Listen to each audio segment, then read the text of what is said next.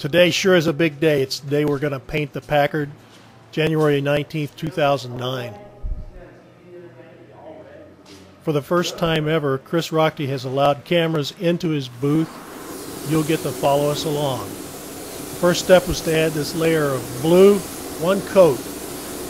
This makes it easier to go ahead and go on with the maroon later. An RM Diamond polyester base coat.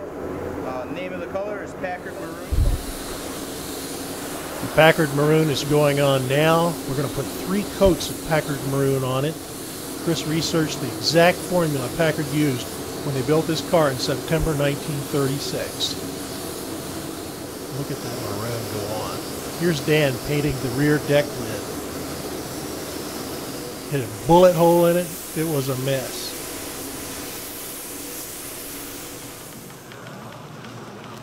This car looks like a brand new car. All it needs is to be assembled now.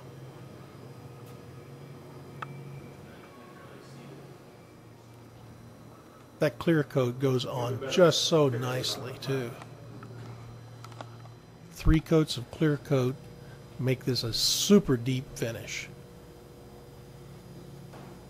Nobody puts a finish on like Chris does.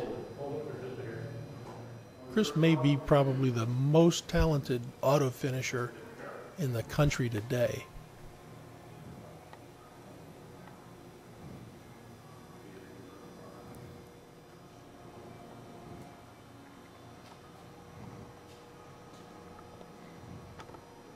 Here are the rear fenders. In front of them you'll find the front fenders.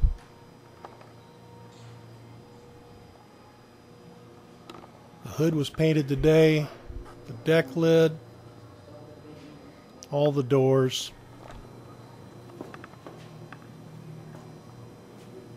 The grille surround was painted. It's all done.